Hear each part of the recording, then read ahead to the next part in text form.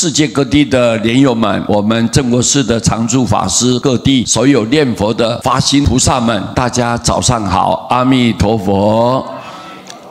今天利用这个早上呢，师父来报告介绍玄奘大师的师父，就是印度的戒贤论师。他曾经在晚年的时候病苦难堪呐，他没办法承受得住。文殊菩萨呢，就告诉戒贤论师说：“你过去啊，在24前，你是一个国王，因为你残暴虐待人民百姓，死后呢，应该要下救除地狱。什么就是救除地狱啊？就是上面有个石柱啊，石头做的柱子，然后往下这样子砸下来，人呢就放在那个柱子的下面，被那个石柱啊砸。各位，你看尸骨无存啊，血肉模糊啊，那时候是非常的痛苦啊，你怎么哀叫都没人救你啊。这个就是救除地狱。你要去那边受苦，你知道吗？为什么你没有堕入地狱了呢？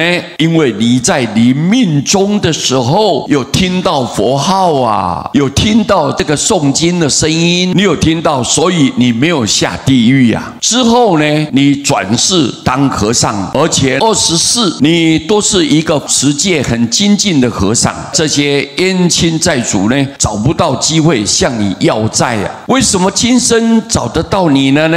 因为你今生啊修持太好了，再加上前面24的这个功德，今生你一断气以后，你就直接生兜率内焰，在弥勒菩萨旁边。等将来弥勒菩萨下生人间成佛的时候，你就能够得到大成就，不再受这种轮回之苦。那你24以前的那些冤亲债主怎么办呢？所以今生就叫你把救除地狱的重罪转为重报轻受。你现在虽然没有下地狱，但是这种病苦的滋味呢，就如同地狱一样的痛苦啊。戒贤论师听完了文殊菩萨的话，他就说：“但是我受不了啦，我想自杀。”文殊菩萨就告诉他：“如果你自杀，你就会掉到地狱去了，直接受到地狱的苦报，很久很久的折磨。”所以我们从这一点呢，我们应该要提高警觉啊。有修行的人到了晚年呢，要是受了一点点病苦，可能是要了生死的一个情况，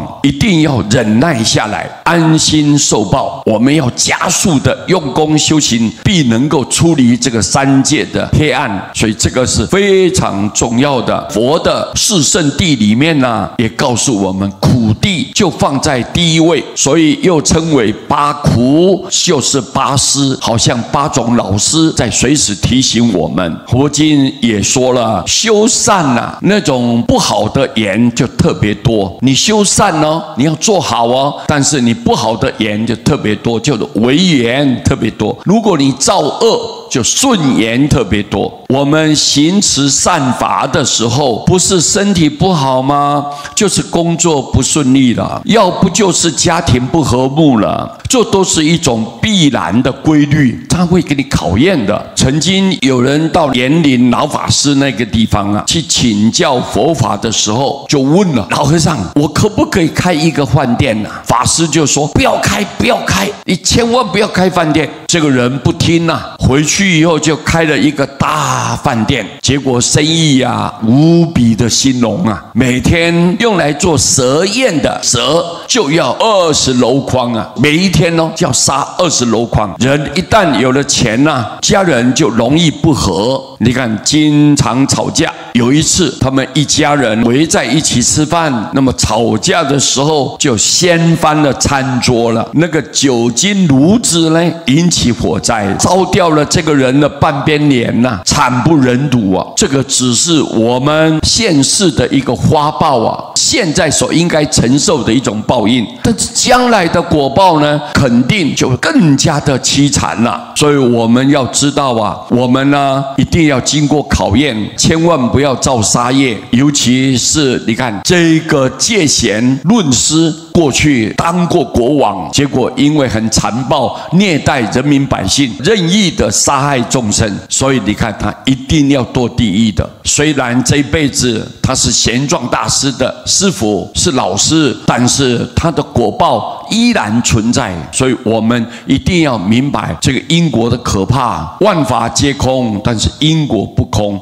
所以我们要了解这样道理的时候，我们要谨慎的好好的做事，赶紧念佛。尤其重点在哪里？这个论师，你看他在要往生的一刹那，听到佛号，听到诵经的声音，结果仰仗着这个功德力，他能够出生转世的时候不到地狱去，而能够当一位和尚。幸好他用功修行。所以各位，我们就了解到说，临命中这个佛号对众生的利益啊，那种好处啊，那这是不在话下了。所以我们应该要多多的推广，鼓励大家多多念佛。好，谢谢大家，南无阿弥陀佛。